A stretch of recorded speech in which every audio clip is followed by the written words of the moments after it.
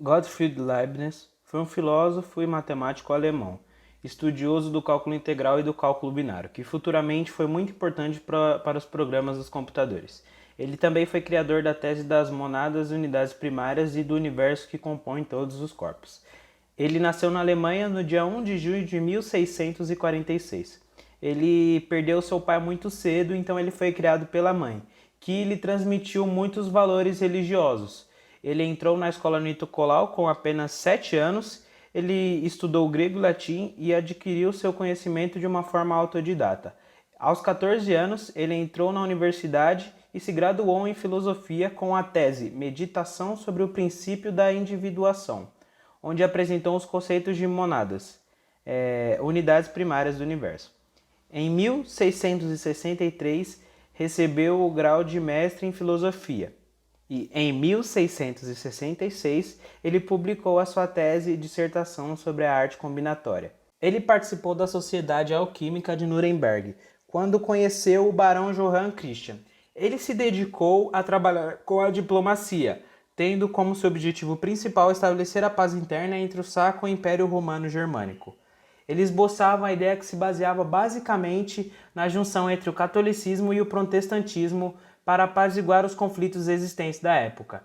Em Londres, ele participou da Royal Society e foi eleito membro. Depois de exibir a sua invenção, a máquina de calcular, ele desenvolveu um teorema fundamental do cálculo que foi publicado em 1677 e foi aplicado na Europa, embora Newton já tivesse uma base de estudos que não tinham sido publicados sobre esse mesmo assunto. No fim de sua vida, ele morreu solitário, vítima de uma crise de gota.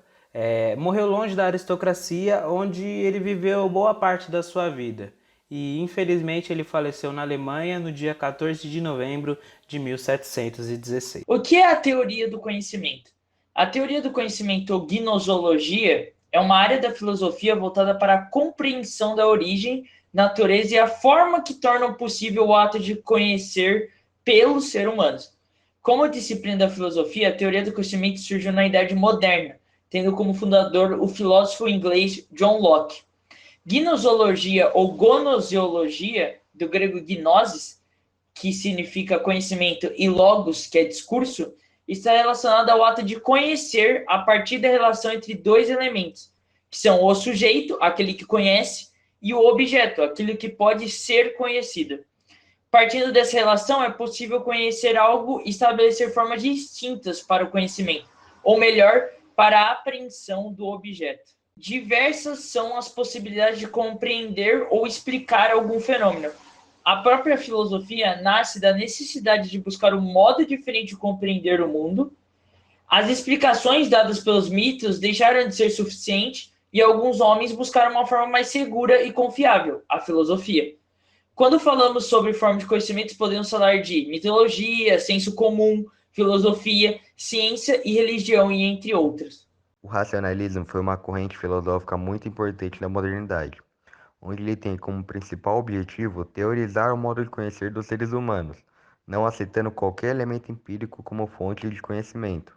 Para os racionalistas, todas as ideias que nós temos têm origem na pura racionalidade, o que impõe também uma concepção inatista, isso é, de que as ideias têm origem inatas no ser humano, nascendo conosco mesmo nosso intelecto e sendo usadas e descobertas pelas pessoas que fazem melhor uso da razão. Ou seja, o racionalismo ele é baseado nos princípios da busca da certeza, pela demonstração e análise. Leibniz deixa claro a sua teoria do conhecimento em sua obra Novos Ensaios sobre o Entendimento Humano e também uma crítica ao empirismo clássico de John Locke a respeito da forma de obtenção de conhecimento. Pois para Locke, o conhecimento só pode ser adquirido por meio da experiência, uma ideia só existindo de fato se ela antes for percebida pelos sentidos. Já para Leibniz, as ideias inatas se encontram virtualmente na alma, na qual somente os sentidos poderão colocá-las em movimento ou em ato. Para ele, é desse modo que a produção do conhecimento se dá, ou seja, na passagem da potência para o atual meio da experiência. Desse modo, a experiência é, para a razão, uma confirmação daquilo que já está presente na alma.